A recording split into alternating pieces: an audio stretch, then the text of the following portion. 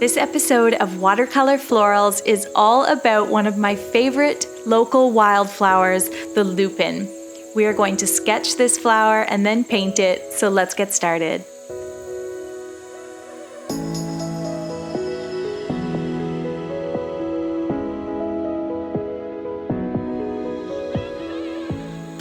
Hi guys, welcome back. My name is Shayda Campbell.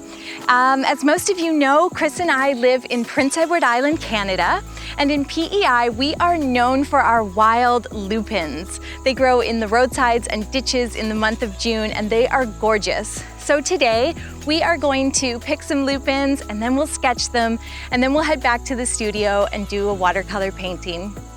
I want to introduce you to my island. For anyone who hasn't had the chance to visit Prince Edward Island, it is a truly magical place, especially in the summer, and it was such a pleasure for me to get outside and sketch, and I wanted to really share that with you.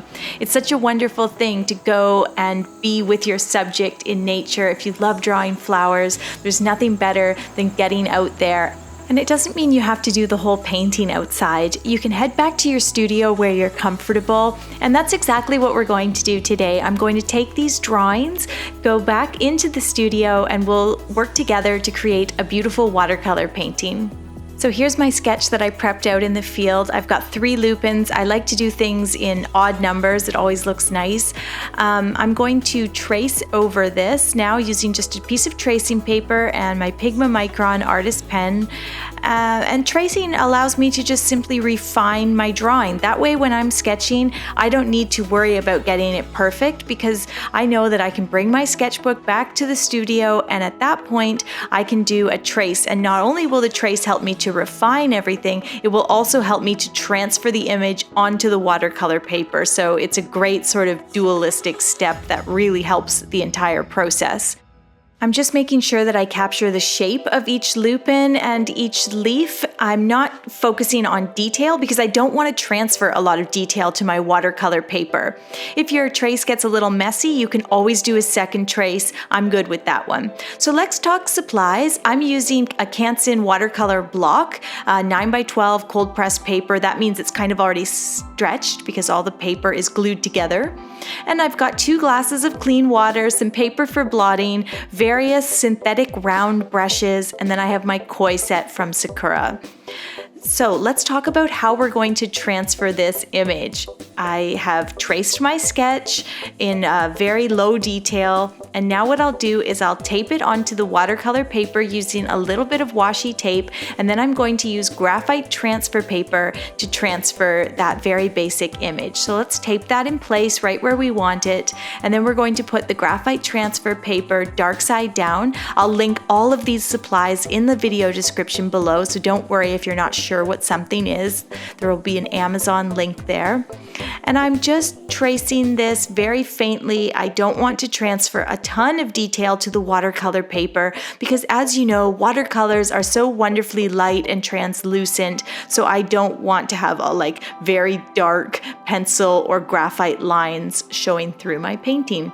So let's lift that up now that we've traced over everything with our sharp pencil, and you can see I've got this nice faint outline. It's just enough to guide me through my painting, and it's light enough that we won't see it when the painting is all done.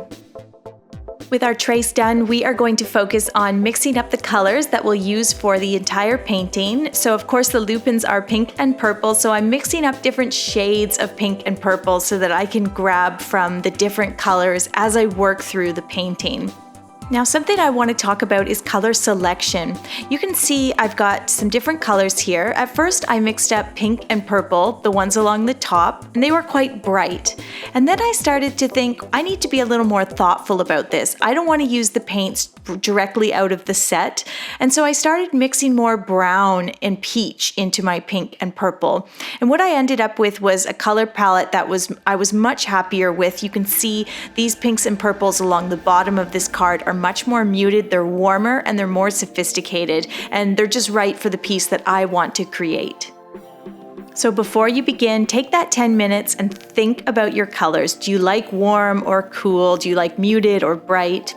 Now what I'm doing is I'm taking that muted green that I mixed up, and I am starting with the stem down the center, but very, very light. And then I'm going to do this top part of the lupin where all of the little blossoms or petals are sort of come together in a tight cone shape, and they're still very green.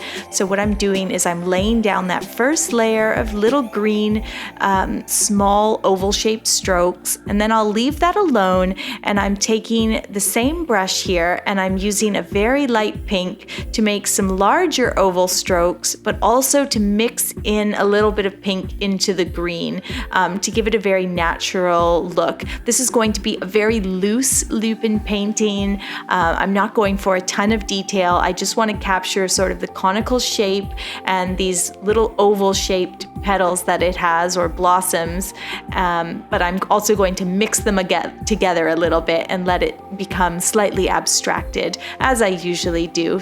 So you can see with the second one here, I've started with tiny strokes in light green, and then I'll go back in with pink or purple, and I allow my brush strokes to get a little bit larger as the petals get larger, and I also want to blend that purple into the green ever so slightly. I want to capture just enough of the real lupin, but still abstract it slightly. And you can see when we look at them that they are tight and green and conical at the top, and they get larger and brighter in color towards the bottom, and much fuller too. So that's exactly what I'm doing here, just filling in the larger petals at the bottom, allowing them to bleed together, making some of them darker, making some of them a little lighter. Some of them have a very definite petal shape, others are all kind of bleeding together. And then where the flowers meet here, the pink and purple lupin, I'll actually grab a little bit of pink paint and sort of mix it with the purple so that I get a nice variation and a nice bleeding of color there, and it just looks nice and free and natural. And then I'll go back in and add a little more purple detailing to that green area. Just as it dries, you'll be able to actually add more detail. You've got more control when you're doing a wet on dry technique, painting on top of dry paint. And I'm finishing the third lupin here, and I'm going to do a pink lupin again, but a slightly different shade of pink. And it's just the same formula, starting with the small green petals, then doing some larger pink petals and letting them bleed into the green ever so slightly. I've got my stem in the middle, and for this stem, I actually did some smaller branches coming off of it, and we'll talk about that in a minute. But with the first layer of paint on the flowers done, I'm going to take a nice saturated, muted sort of pea green, and I'm going to start painting in these leaves. And because I've drawn the leaves and then transferred them, it makes painting them really fun because I know exactly where I want to place each leaf. And the lupins have these wonderful leaves that sort of fan out in a circular shape, and they are really fun to paint. You want to drag the belly of the brush across the page and then just use the tip of your paintbrush to add any little detail to the tip of each leaf or to create the stems. So you can see me doing that there, dragging the brush across the page, the belly of the brush, drag it, and then use the tip to add the detail. And we can make some of the leaves lighter and some darker just by adding water to the paint. Of course, you can make it more or less saturated, more or less opaque. So some of the leaves that I'm doing towards the back, I guess the back of the flowers, I am making them much lighter. And I think that brings a nice sort of design element to this piece. Next, I'll use the tip of my paintbrush to fill in the stems here, just doing some thin lines. They do not have to be perfectly straight. I like to make them sort of wide and then thin so that they look naturally imperfect. And then I'm using a tiny detail brush to add just a little bit of detail to the leaves. Just a simple line down the center can just bring a nice bit of detail to the piece. I'm not overthinking this at all, and not every leaf needs a line. And then, now that the flowers have dried, I am going to take a little bit of darker pink and purple and add just that extra bit of color and definition to our lupins.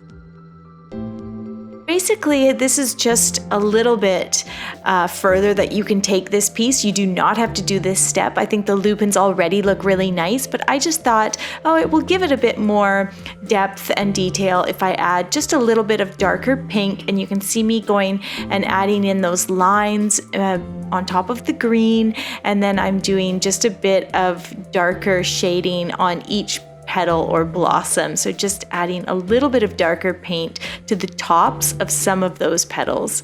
And I'm just mixing up a nice dark purple here, a rich opaque purple, not too opaque, but semi-opaque. And I'll do that to the purple flower as well. So here you can see I'll just add a little bit of darker purple to the top of some of these petals, and I'll add a line to some of them, and then I might even bleed it out a little bit or smudge it, but I'm just trying to give the look of more detail to these lupins. Again, these are abstracted slightly, they're not overly detailed, but I want to hone in on some of the smaller details, and the petals do have sort of a lighter and darker color within each petal if you look at the lupins. So that's what I'm trying to capture here. You could be done with these. You certainly don't have to add these tiny details. I'm also adding in some little stems on this lupin because it has a little more negative space. I left some of the space open. Some of them do not have very tight petals. The petals are very loosely spaced. So that was the idea behind that one there. And I am very quickly coming to the end of this painting. My final step here is simply to take a slightly more saturated or more opaque green and paint on just one side of a few of the leaves. I'm not going to do all of them. I just want to make a couple of them pop. It will just add a little more definition and depth to the piece, and it looks kind of nice. I will just finish up those leaves and then we are all done. I really enjoyed going out and sketching these out in the wild. That was a lot of fun. You don't have to do the entire piece outside. It's nice if you can just get out there with your subject and enjoy the process, relax, and take in a little bit of the season. And then of course you can always snap a few photos, bring your sketch back to the studio, and you can do your painting where you're most comfortable. Thank you so much for watching this video. I had so much fun making it, and I really hope you enjoyed it. Don't forget to hit that subscribe button for more content like this, and I will see you soon with a new tutorial.